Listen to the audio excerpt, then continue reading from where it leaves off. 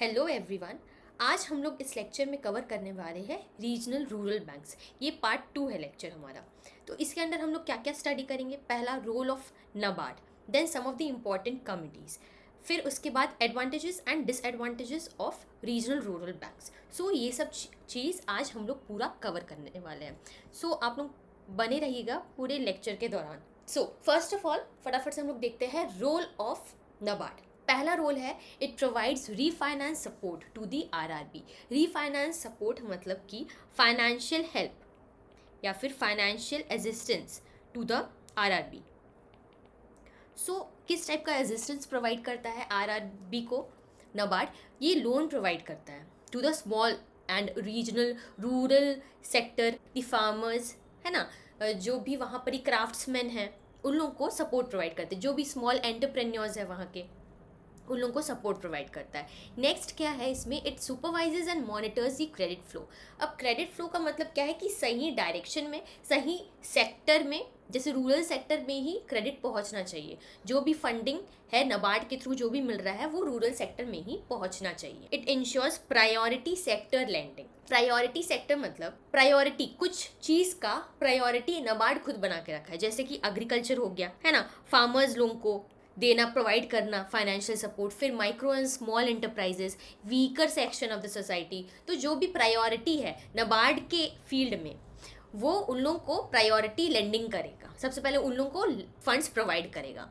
Then it provides technical and training and technical help. So किसी भी प्रकार का हेल्प चाहिए रूरल सेक्टर्स को तो वो भी प्रोवाइड करना है का काम है नबार्ड का। सो ये सब हो गया हमारा रोल ऑफ नबार्ड। अब देखिए इंपॉर्टेंट कमिटीज, इससे भी क्वेश्चन आया हुआ है, प्रीवियस ईयर क्वेश्चन। सबसे पहला नरसिम्हा कमेटी, हमने ये स्टडी कर लिया था। इसके वजह से क्या हुआ था, रीजनल रूरल बैंक स्टैब्लिश हुआ है। एक्ट है हमारा, रीजनल रूरल बैंक का एक्ट है 1976 और स्टैब्लिशमेंट हुआ है 1975 under the recommendation of Narasimha committee. Next है केलकर कमेटी, फिर Khusro committee, Bhandari committee, RV Gupta committee. ये पेज में दे दिए ना ताकि आपको रिवीजन पर्पस के लिए हेल्प हो जाएगा। एक तरफ कमिटीज़ का नाम है एंड देन उनका ईयर ऑफ फॉर्मेशन है and the role which they play.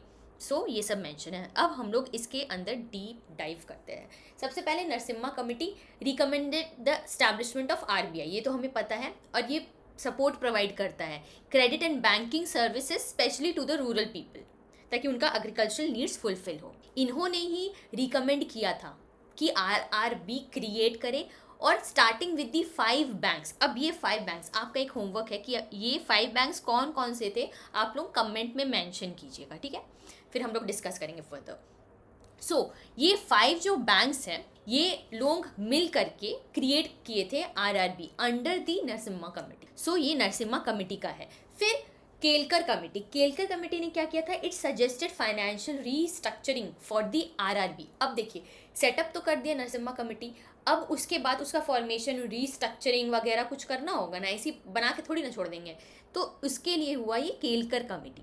Suggested financial restructuring for the RRB, proposing gender autonomy, improved capital base, कहाँ से कैपिटल फंड्स उठाना है, लिबरलाइजेशन, इंटरेस्ट रेट, जहाँ से भी आरआरबी फंड लैंड करेंगे वहाँ इंटरेस्ट रेट उनको ज़्यादा ना देना पड़े, ये देखने का काम है केलकर कमेटी का। And better recovery of the loans, अगर लोन्स ले रहे हैं आरआरबी कहीं से तो रिकवरी ऑफ दी लोन, अगर लोन्स दे रहे हैं आरआरबी कहीं तो उनको मिल भी जाना चाहिए टाइमली, वरना वो एनपीए हो जाएगा, non performing assets. So several organisation amendments to the RBI act such as enhance capital improvement governance, सब ये सब बेस हुआ था on the recommendations of Kelkar committee. So इनका ईयर ऑफ फॉर्मेशन हो गया और मेन इनका क्या काम है ये आपको बस पता होना चाहिए, इन सब के अंडर यही मेन है। देन वी हैव खुशरौ कमेटी 19, अब देखिए ये 1986 है इनका और इनका बीच का डिफरेंस 3 ईयर्स का है ना, +3, तो ऐसे करके याद कर सकते हैं आप लोग। So also known as the agricultural credit review committee, recommended amalgamating weak RRB with the sponsor banks. इनका वर्डिंग क्या है, agricultural credit review committee, also known as, इनका और एक नाम है, it is also known as agricultural credit review committee, recommended amalgamating weaker RRBs with their sponsor banks, क्योंकि उनको फाइनेंशियल सपोर्ट चाहिए होता है ना, financial support day to day basis में फाइनेंशियल सपोर्ट किया जाता है। तो अमलगमेशन जितने भी वीक आरआरबी है उनको स्पॉन्सर बैंक के साथ लिंक करना ये खुशराव कमेटी का काम था। It highlighted endemic weakness and sought consolidation for effectiveness. So ये हो गया हमारा Khusro committee. Then Bhandari committee, इनका फोकस था revitalisation and comprehensive restructuring of the RRB, दोबारा से क्रिएट करना, रीस्ट्रक्चर करना to improve the financial health and operational efficiency. ये कब बना था? 1994 में क्रिएट हुआ है। Next is the RV Gupta committee 1998 और 1994 1998, तो उन दोनों के बीच में 4 का ईयर का डिफरेंस है। तो पहले वाला कमेटी का 3 इयर्स का डिफरेंस है और बाद वाला में 4 इयर्स का डिफरेंस है। So worked on strengthening rural credit through improved agricultural lending policies, ताकि वो सही जगह से एग्रीकल्चरल लेंडिंग पॉलिसीज अच्छा से कर पाए। Recommended systematic review of credit flow, encourage alternatives, subsidy linked lending, contributed to the design of schemes like the किसान credit card for the agricultural finance। अच्छा, इनका बेसिक मतलब क्या है कि जो भी लेंडिंग लेंगे एग्रीकल्चरल पर्पस के लिए वो अच्छा से वो ले पाए और उनका वही एनपीएस कहीं क्रिएट ना हो, लोन भी जल्दी रिट्रीव हो जाए। सो ये आरवी कमेटी का काम था। क्रेडिट सिस्टम वगैरह इनको देखना इनके अंडर में आता था। Let us look at the advantages of RBI. So first advantage क्या है इनका? It promote rural development. So ये बेसिक सा मतलब है कि आरआरबी क्रिएट ही हुआ है ताकि रूरल का डेवलपमेंट हो सके। Next is that it increase the credit access in the remote area. Remote area में कमर्शियल बैंक्स का सुविधा नहीं है, तो वहाँ ये सब चीज़ को देखते हुए, नज़रिए में देखते हुए गवर्नमेंट ने क्या क्या आरआरबीज वहाँ क्रिएट किया है। Next, it provides financial inclusion and self employment. Financial inclusion मतलब कि जो भी रूरल सेक्टर के पीपल है, जो भी कस्टमर्स है वहाँ के, सो वो लोग मेन स्ट्रीम एरियाज़ में, जैसे अर्बन एरियाज़ में इंक्लूजन, एक दूसरे के साथ आप पाए, ताल से ताल मिला के वैसे चल पाए। So that is financial inclusion and self employment, खुद से एम्प्लॉयमेंट, छोटा छोटा जैसे लोकल शॉप का इन्वेंशन होना रूरल एरियाज़ में। सो इससे क्या होगा, वो लोग खुद से एम्प्लॉय हो जाएंगे, they will have a source of income on their own, है ना। सो ये सब एडवांटेजेस है RRB. Then it helps in government scheme implementation. So RRB ने क्या किया, कुछ गवर्नमेंट स्कीम जैसे कि प्रधानमंत्री जन धन योजना, सो इसके थ्रू क्या प्रॉपर तरीका से सब्सिडीज़ हो गया, बेनिफिट्स हो गया, subsidies then benefits, pension scheme, ये सब चीज़ रूरल पीपल को मिल पाए। सो रूरल पीपल को subsidies then benefits, Pradhanmantri Jan धन योजना, सो ये सब चीज़, ये जो गवर्नमेंट स्कीम इम्प्लीमेंट हुआ था इसी पर्पस के लिए हुआ था कि कुछ फंड अपना आरआरबी को दे पाए। सो ये जरिया बना, RRB became the way so that the fundings could be delivered from the government to the normal and the rural people. So because of that RRB was formed. फिर हम चलते हैं challenges of RRB. So RRB का हमने advantages देख लिया, अब challenges क्या है। यहाँ कुछ लो प्रॉफिट्स एंड हाई एनपीएस हो जाता है। मतलब क्या होता है ये लो प्रॉफिट? अब देखिए, आरआरबी अगर लोन कहीं दिए है and then they are not able to retrieve it, तब वहाँ एनपीएस क्रिएट हो जाता है। जैसे कि कोई फार्मर ड्राउट फेस कर रहा है, ठीक है, वहाँ सूखा पड़ गया है कोई एरिया में, आरआरबी ने क्या किया, एक्चुअली आरआरबी ने वहाँ लोन दिया है, बट समय पे अगर ड्राउट क्लियर नहीं हुआ तो वहाँ पर ही जाहिर सा बात है फार्मर्स लोग ग्रो नहीं कर पाएंगे अपना क्रॉप्स को, तो how they are going to pay the loan of RRB. So इसीलिए वो हाई एनपीए, लो प्रॉफिट्स हो जा रहा है एंड हायर एनपीएस क्रिएट हो जा रहा है। सो ये चैलेंजेस है आरआरबी का। Next is limited operational area. अब कुछ एरियाज में RBI is allowed to work. So इससे क्या होता है, कुछ डिस्ट्रिक्ट स्पेसिफिक हो जाता है।